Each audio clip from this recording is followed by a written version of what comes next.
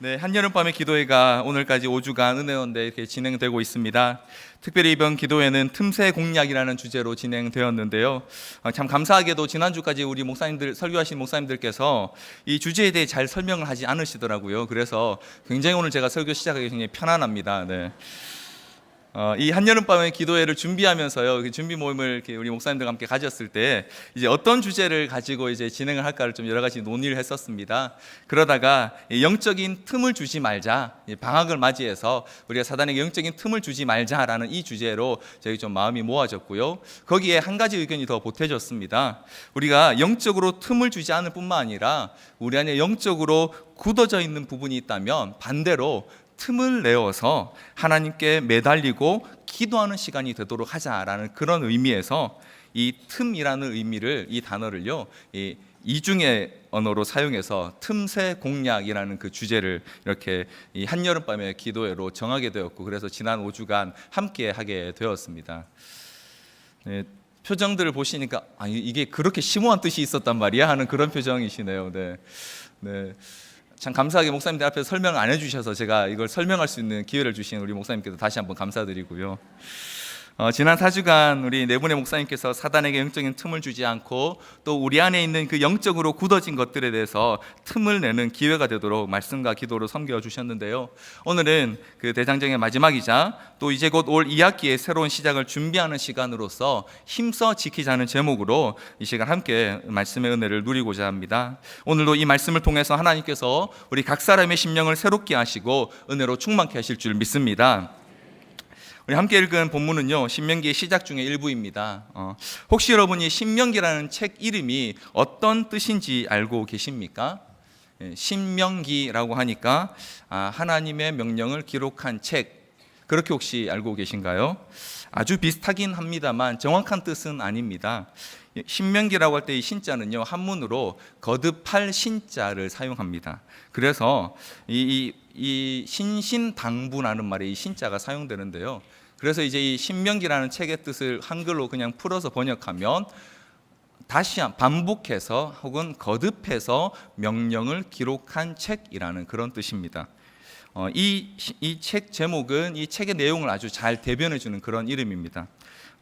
모세가 요단강을 바로 앞둔 곳에서 이스라엘 백성들에게 그들이 들어갈 그 가나안 땅에서 지켜야 될 하나님의 명령들을 다시 한번 설교하듯 가르친 것이 바로 이 책이고요. 그리고 이 책에 있는, 그래서 이 신명기에 있는 내용의 대부분은 출애굽기와 민수기에 등장했던 율법과 규례들을 담고 있습니다. 그래서 거듭 하나님의 명령을 기록한 책이라는 그런 의미로 신명기라는 이 이름이 이 책에 붙어 있습니다.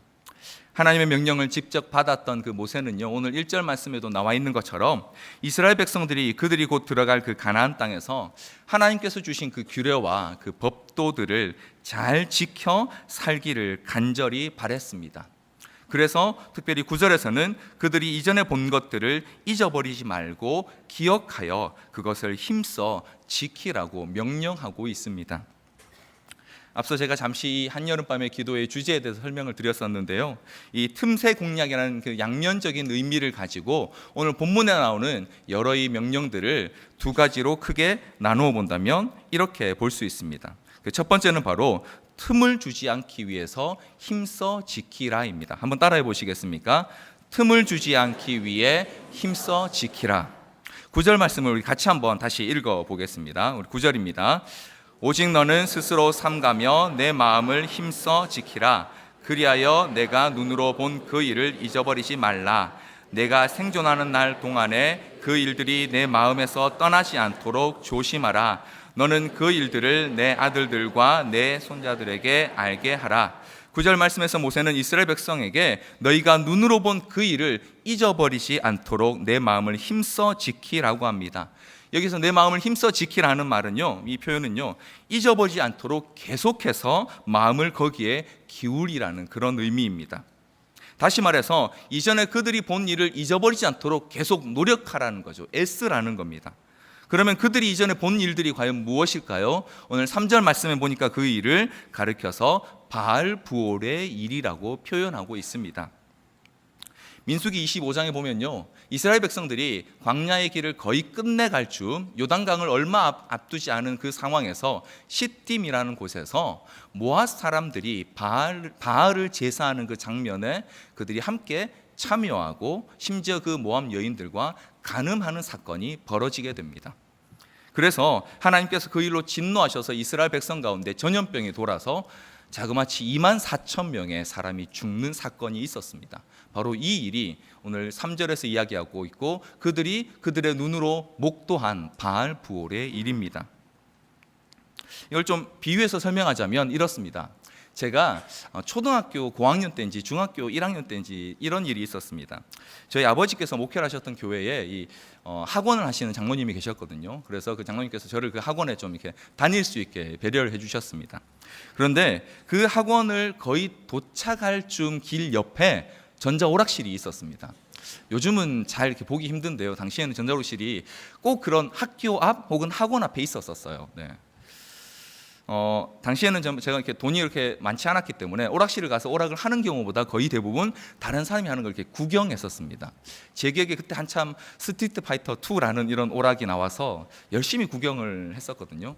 그런데 어느 날 제가 그만 이 오락실에서 구경을 한참 하다가 학원 가는 걸 깜빡한 거죠. 그래서 시간을 딱 보니까 학원 끝날 시간이 다 되어버린 겁니다. 겁이 덜컥 났어요. 네. 그래서 혹시나 제가 오락실 간 걸 들킬까봐 얼른 이제 다시 집으로 돌아갔습니다. 네. 학원을 가봐야 소용이 없잖아요, 그죠? 그래서 집으로 딱 가서 학원을 다녀온 척했죠. 다행히 어머님께서 모르시더라고요. 그래서 잘 지나갔습니다. 그래서 그 뒤로도 한 번씩 오락실을 가다가 이제 종종 학원을 빠지고 오락실에서 구경하는 일이 점점 더 이렇게 많아진 거예요. 그러다 어느 날 드디어 이제 제가 오락실에 한참 구경을 하고 있는데 누가 뒤에서 팔을 확 잡아 당기는 겁니다. 대충 짐작이 가시죠, 그죠? 네, 저희 어머니가 뒤에서 제 팔을 잡고 서 계셨습니다. 네, 제가 학원을 또 안 가니까 학원 선생님이 집에 전화를 하셨고 어머니께서 검문 검색 중에 저를 오락실에서 발견하시고 이제 딱 현장 검거, 현행범으로 붙잡히게 된 거죠. 뭐 빼도 박도 못합니다. 그리고 그날 저는 집에 끌려가서 비 오는 날 먼지 나도록 두들겨 맞았습니다. 네. 전자오락실 가는 것과 이스라엘 백성이 그 모압 사람들이 바알 제사에 동참하고 그 여인들과 간음하는 것을 비교할 수는 없습니다만 비교하자면 이런 일이 지금 벌어진 거죠. 그들이 가야 할 목표가 있는데 중간에 딴 데 한눈을 팔고 심지어 하나님이 가장 싫어하는 일들을 그들이 행한 것입니다. 그래서 모세는 이스라엘 백성들에게 오늘 9절에 말하는 이 말씀처럼 오직 너는 스스로 삼가며 내 마음을 힘써 지키라. 그리하여 내가 눈으로 본 그 일을 잊어버리지 말라. 내가 생존하는 날 동안에 그 일들이 내 마음에서 떠나지 않도록 조심하라라고 이렇게 경고하며 명령하고 있는 것입니다. 우리에게도 이럴 때가 있습니다. 가끔 어느 날 갑자기 우리 마음에 있던 확신이 사라지고 혹은 우리 마음에 있던 그 풍성한 은혜가 사그라들기 시작하면서 내가 뭘 해야 할지 모르겠고 심지어 아무것도 하기 싫어지는 그런 때가 가끔 있습니다. 그래서 잠시 다른 곳에 마음을 주기도 합니다. 그게 크게 나쁜 짓은 아니고요. 그냥 평소에 잘 못했던 거, 좀 해보고 싶었던 거, 그냥 답답하고 좀 힘들어서 잠시 거기에 마음을 쏟을 때가 있습니다. 그런데 문제는 그 자체가 나쁘다는 게 아니고요. 이것이 사단이 주는 틈새 혹은 빌미가 될 수 있다는 것입니다.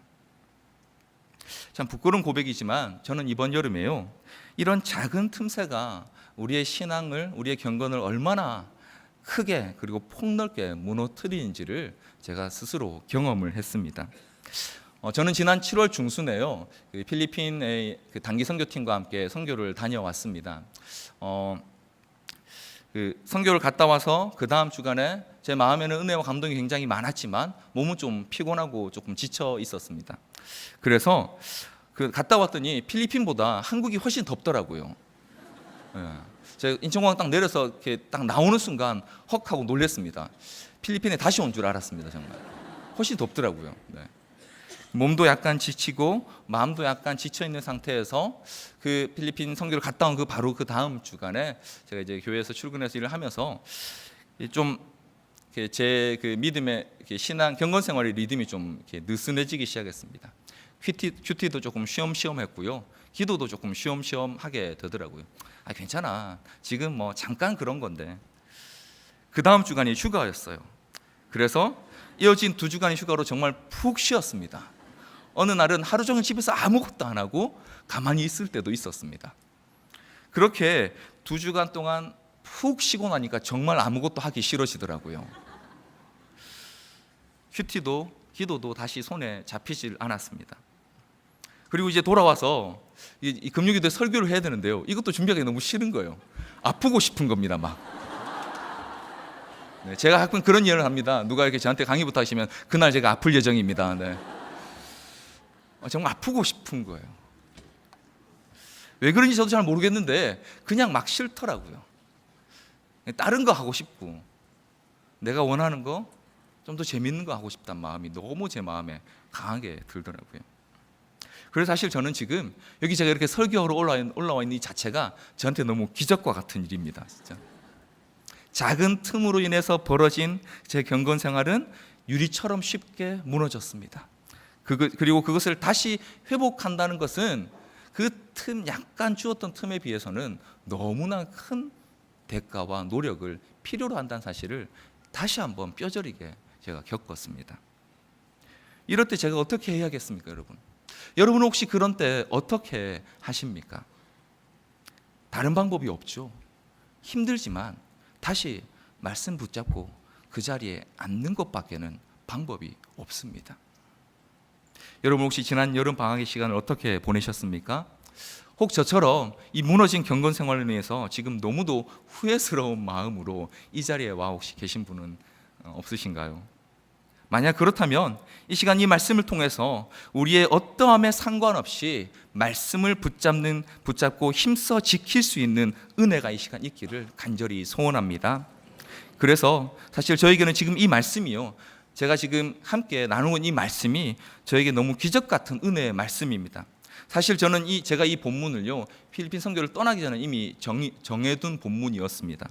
그런데 이 말씀이 돌아와서 이때 저를 위해 준비하신 말씀이 될 줄은 저는 꿈에도 생각을 하지 못했습니다. 그리고 만약 제가 이번 이 금요기도의 설교자로 섬기는 일이 없었다면요, 아마 저는 말씀드렸던 그런 무너진 그리고 공허하고 허탈하고 후회스러운 마음을 안고 이 학기의 시작을 맞이했을지도 모르겠습니다. 그런데 하나님께서는 놀랍게도 이렇게 부족한 저를 설교자로 세우시면서 먼저 제 마음에 이렇게 말씀하셨습니다. 내 마음을 힘써 지키라. 내 마음을 다시 한번 말씀에 기울이라. 이렇게 명령하고 계시는 것을 저는 듣게 되었습니다. 사랑하는 성도 여러분, 이렇게 우리가 사단에게 작은 틈이라도 내어주지 않기 위해서 우리는 우리의 마음을 힘써 지켜야 합니다. 하나님의 말씀에 우리의 마음을 힘써 기울여야 합니다. 여기 계신 우리 많은 성도님들께서 지난 5주간 이 한여름밤의 기도회로 하나님께서 주신 은혜로 충만하시다면 계속해서 그 은혜를 유지하시기 위해 더욱 말씀에 마음을 기울이는 은혜가 있기를 간절히 소원합니다. 이렇게 본문 우리에게 틈을 주지 않기 위하여 힘써 지키라고 명령하고 있습니다. 두 번째로 본문은 우리에게 이렇게 명령하십니다. 한번 같이 따라해 보시겠습니까? 틈새를 공략하기 위해 힘써 지키라. 우리 한 번 더 해보겠습니다. 틈새를 공략하기 위해 힘써 지키라. 이스라엘 백성들이 이제 조금 있으면 오늘 본문의 이 배경에서 곧 요단강을 건너서 가나안 땅으로 들어가게 됩니다. 가나안 땅에 들어가서 처음 만나게 되는 도시가 어디인지 여러분 아십니까? 네, 바로 여리고 성입니다. 아주 튼튼한 그리고 커다란 성곽으로 철통 같은 방어를 자랑하는 여리고 성입니다. 근데 여러분, 이 이스라엘 백성이 이 큰 성 여리고를 어떻게 점령했는지 잘 알고 계시죠? 어떻게 점령했습니까? 싸움을 잘해서 빼앗았습니까? 아니죠. 맞습니다. 여러분 알고 계시는 것처럼 그들이 그 성 주위를 매일 한 바퀴씩, 그리고 마지막 날 7째 날 7바퀴를 도는 것으로 그 성을 무너뜨리고 그 성을 함락시켰습니다. 여러분, 이스라엘 백성들이 어떻게 그 여리고 성을 매일 한 바퀴씩 그리고 7바퀴를 돌고 나면 무너질 것이라는 사실을 알 수 있었을까요? 아니 그들이 그런 사실을 알고 있었습니까? 미리? 그래서 미리 그렇게 준비한 전략인가요? 그렇지 않습니다. 하나님께서 그들에게 명령하신 방법이 바로 그것이었습니다. 하나님께서 이스라엘 백성에게 이 큰 성 여리고를 앞두고 있는 그들에게 말도 안 되는 명령을 내리신 거죠. 너희는 이 큰 성을 매일 한 바퀴씩 돌고 마지막 7째 날은 7바퀴를 돌아라. 그런데 놀랍게도 이 말도 안 되는 명령을 따랐을 때 그 성이 실제로 무너졌습니다. 그들은 성을 넘기 위한 그 어떤 수고도 하지 않고 아주 쉽게 그 성을 함락시킬 수 있었습니다.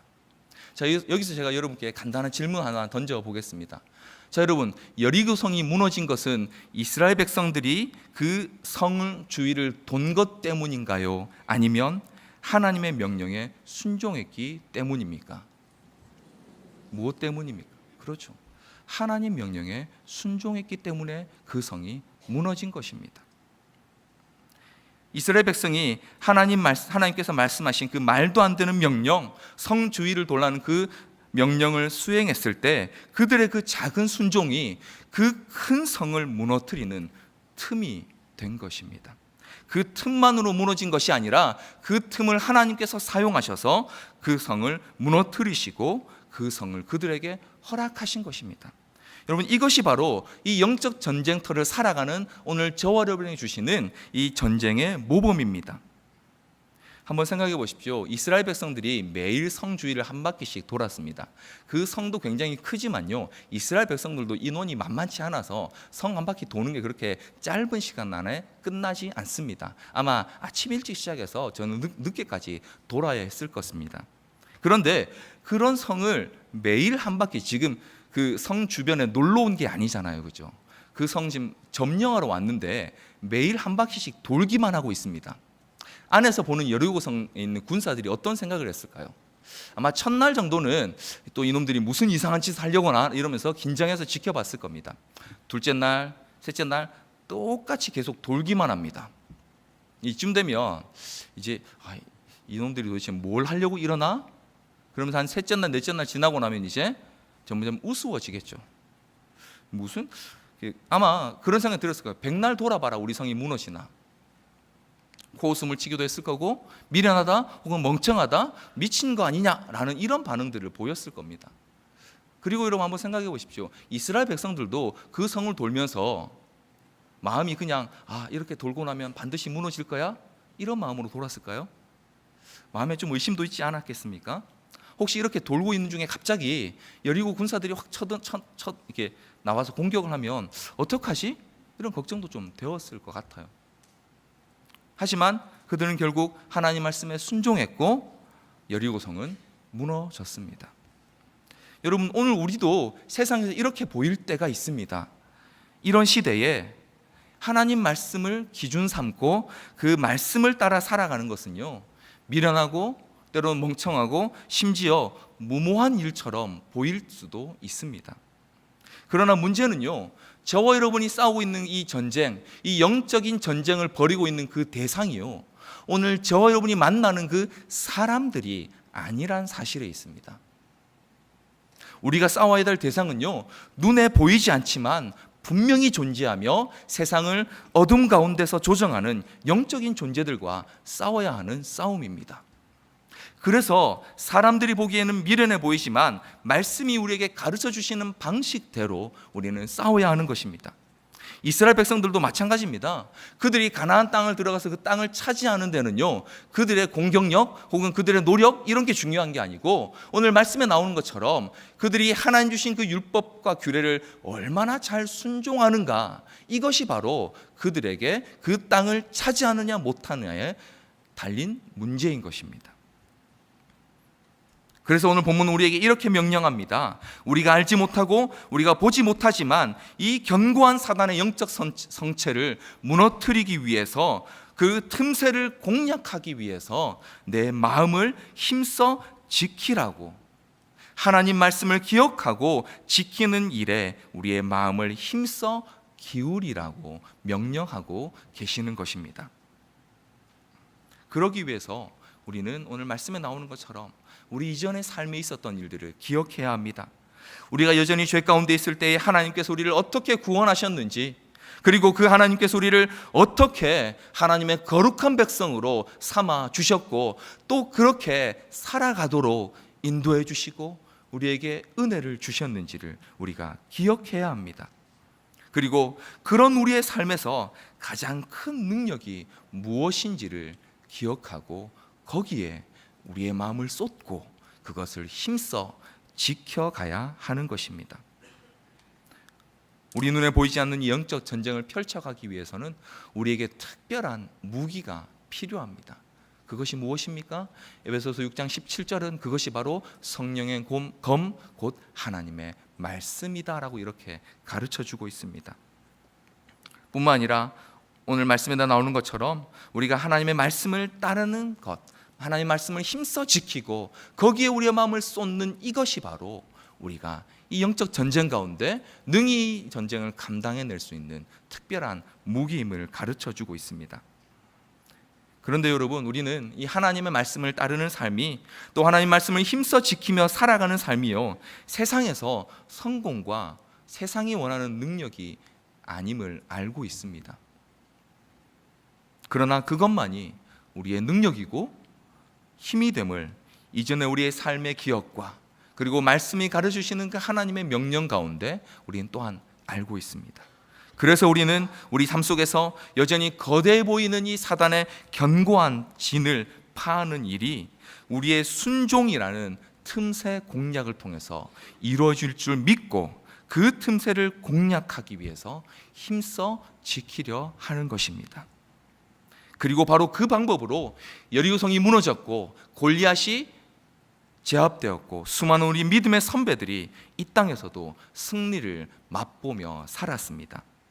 9절을 우리 다시 한번 같이 읽어보겠습니다. 우리 9절 말씀 같이 한번 읽겠습니다. 시작.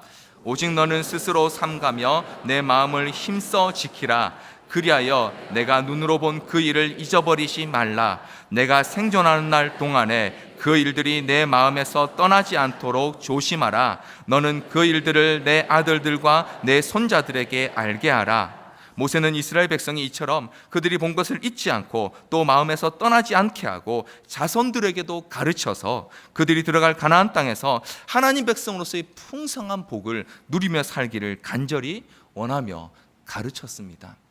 그런데요, 이 이스라엘 백성은 안타깝게도 이 일에 실패하고 말았습니다. 우리가 본 이 신명기 4장 뒷부분에는 우리가 함께 읽었던 읽지 않았지만 뒷부분에는요, 하나님께서 이스라엘 백성에게 아주 구체적인 한 가지 명령을 내리고 있습니다. 신명기 4장 23절인데요. 제가 한번 읽어드리겠습니다. 너희는 스스로 삼가 너희의 하나님 여호와께서 너희와 세우신 언약을 잊지 말고 내 하나님 여호와께서 금하신 어떤 형상의 우상도 조각하지 말라. 가나안 땅에 들어가면 그들이 자기들의 신이라고 여러 가지 조각과 우상을 세우고 있을 터인데 그것을 따르지 말라고 수차례 경고하며 명령하셨습니다. 쉽게 생각해 보면 이런 겁니다. 가나안 땅에 들어갔어요. 그런데 그 땅 사람들이 자기들이 섬기는 신을 섬기면서 여러 가지 우상을 아주 멋지게 만들어 놓고 있습니다. 제사를 드리는데 그 가운데 아주 멋진 우상을 혹은 그런 조각들을 만들어 놓고 이것이 우리가 섬기는 신이라고 섬기는 그 제사의 방식이 아주 신기하고 멋있어 보일 수 있다는 것입니다. 그러나 그게 아무리 좋아 보여도 하나님이 원하시는 방식이 아니기 때문에 그건 절대 따라해선 안 된다라고 신명기 4장 23절과 그 이전과 이후에 있는 말씀을 통해서 하나님께서 명령하셨습니다. 그런데 그들은 역시 또다시 눈에 보이는 거기에 현혹되어서 사단에게 틈을 주고 맙니다. 하나님 좀 잘 섬겨봐야지 하는 마음이었는지 모르겠지만 우상을 세우고 그 조각을 따라하다가 결국 어떤 왕까지 나오냐면 하나님의 성전 마당에 우상의 신상과 그리고 우상의 제단을 쌓는 왕까지 등장하게 됩니다. 모세를 통해서 주신 하나님의 명령을 그들이 어기고 사단에게 틈을 주자 그런 지경에까지 빠지고 하나님 앞에 철저하게 실패한 백성이 되어버리고 말았습니다. 여러분, 우리는 어떻습니까? 우리는 하나님 명령의 성공 사례가 많습니까? 실패 사례가 많습니까? 저 스스로를 봐도요, 깊이 생각할 필요도 없이 실패가 훨씬 더 많습니다. 성공한 게 언제인지 잘 기억도 안 날 때도 있습니다. 너무 쉽게 틈을 주고요, 영적 전쟁 가운데서 그 사단의 견고한 진을 파하기에는 제가 가진 그 말씀의 깊이가 너무 얕다는 것을 너무 자주 많이 깨닫게 됩니다. 그러면 우리는 그냥 이렇게 살아갈 수밖에 없는 건가요? 이스라엘 백성도 실패했으니까 우리도 별 수 없구나 하고 그렇게 지낼 수밖에 없습니까? 그런 우리에게 주신 또 하나의 강력한 도구가 있습니다. 그것이 바로 오늘 신명기 4장 6절을 8절에 기록되어 있습니다. 4장 6절로 8절을 우리 한 번 더 같이 좀 읽어보겠습니다. 신명기 4장 6절로 8절입니다. 시작. 너희는 지켜 행하라. 이것이 여러 민족 앞에서 너희의 지혜요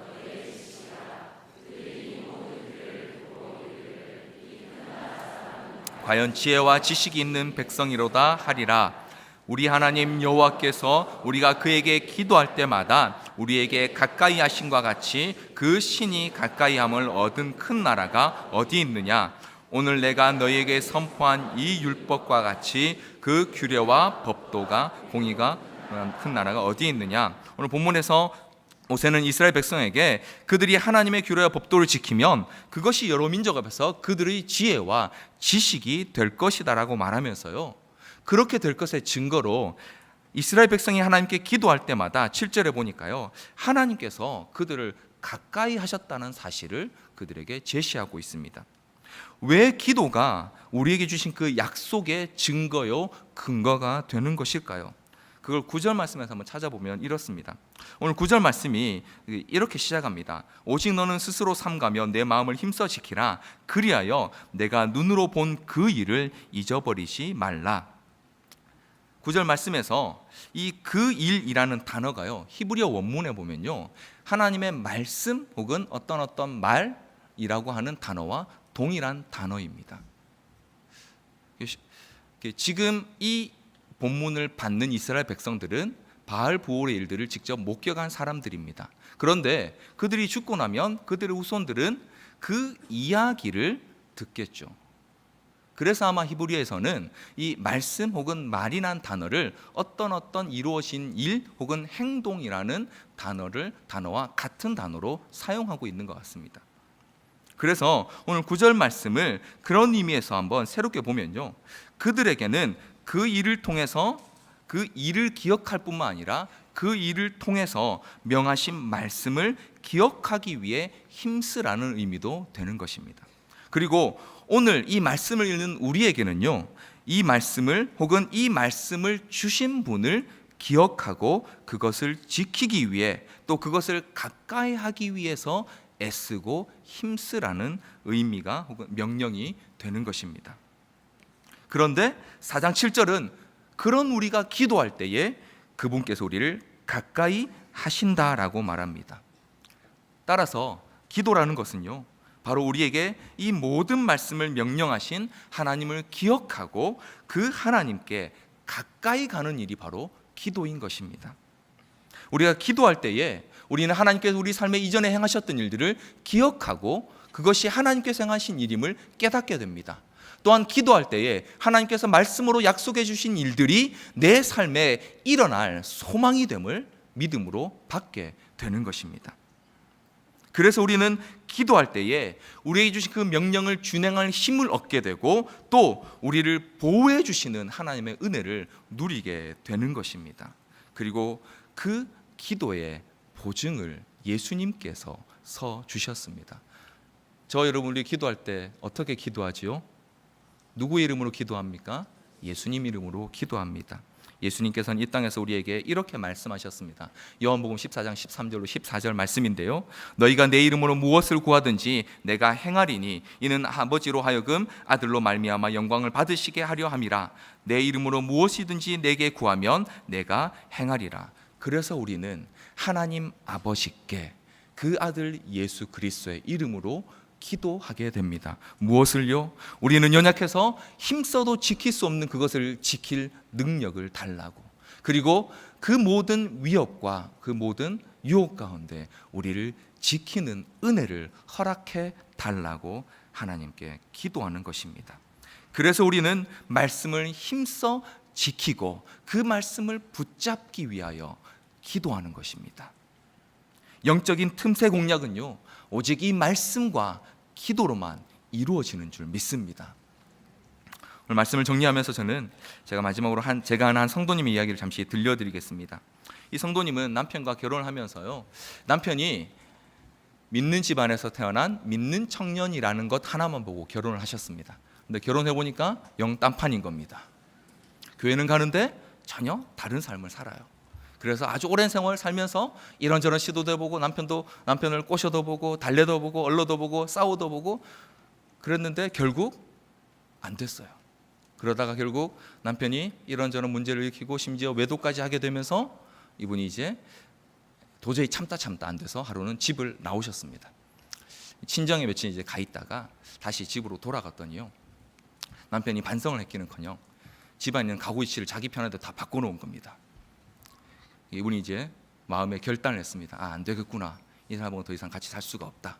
그리고 이제 이혼을 결심하고 짐을 싸서 나오셨어요. 그리고는 아이들에게도 이 사실을 눈물로 고백을 하셨답니다. 그리고 나서 친정에 와 있는 며칠 동안은요, 기도도 안 나오시더랍니다. 그냥 눈물밖에 안 나더래요. 내가 왜 평생을 그걸로 살았나, 이런저런 원망도 나오고 하나님께 좀 불평도 나오고요. 그런데 한 며칠이 지나고 나니까요, 하나님이 자꾸 마음에 그 남편을 불쌍히 여기라는 그런 마음을 주시더랍니다. 깜짝 놀랐답니다. 하나님 어떻게 저한테 그럴 수 있으세요? 제가 못합니다. 지금까지 제가 얼마나 했었는데 절대 그렇게 못합니다. 아니, 그런 하나님께 오히려 막 야속하고 원망스러워서 저 이제 기도 안 할 거예요, 그러셨답니다. 그런데 며칠이 가면서 계속 그 마음이 하나님께서 그 마음을 주셔서 결국 하나님 앞에 다시 기도하기 시작하셨답니다. 그런데 놀랍게도 하나님께서 주신 그 마음을 받아들이고 결단하는 순간 자기 마음이 그렇게 평안하고 감사해질 수가 없더랍니다. 다시 남편에게 가면서도 속으로 생각했답니다. 그래봐야 여전히 또 똑같을 텐데, 그런 생각으로 집에 들어가셨는데요, 놀랍게도 남편이 그때부터 자기에게 반응을 하기 시작하더랍니다. 그러면서 점점 변해가기 위해 노력하는 모습을 보여주기 시작했답니다.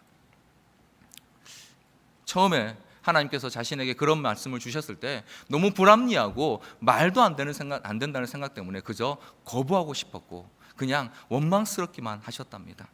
그런데 그 불합리하게 하다 여겨졌던 그 말씀을 힘써 지키기 위해 마음을 기울이고 기도하기 시작했을 때 오히려 그분은 그 일로 사단에게 틈을 내어주지 않고 오히려 견고한 사단의 신을 깨트리는 틈새를 얻게 되셨습니다. 오늘 저와 여러분은 이와 같은 일들을 주변에서 종종 듣게 됩니다. 그런데 저희가 워낙 잘 잊어버려서요, 금방 돌아서면 잊어버립니다. 하나님께서 어제 우리에게 하셨던 일들보다 오늘 우리에게 닥쳐있는, 우리 앞에 놓여있는 그 견고한 성체를 먼저 보게 됩니다. 그러나 우리는 그 일들이 하나님께서 우리에게 허락하시는 영적으로 그 틈새를 내어 하나님의 능력을 다시 한번 경험하게 되는 그 은혜의 때가 될 줄 믿습니다. 이지색들 이야기가 바로 그런 영적 승리의 경험을 우리에게 주시기 위해 준비하신 자리임을 믿음으로 기대하기를 간절히 소원합니다. 우리가 말씀을 힘써 지키고 붙잡기 위해 기도할 때에 우리의 모든 자리에서 주님이 주시는 영적 승리를 경험하게 될 줄 믿습니다. 또한 이 승리와 능력을 믿고 힘써 지키는 모든 자들은 이미 주 안에서 승리한 자들임을 확신합니다. 우리 이와 같은 확신으로 이 시간 기도하며 나가기를 간절히 소원합니다.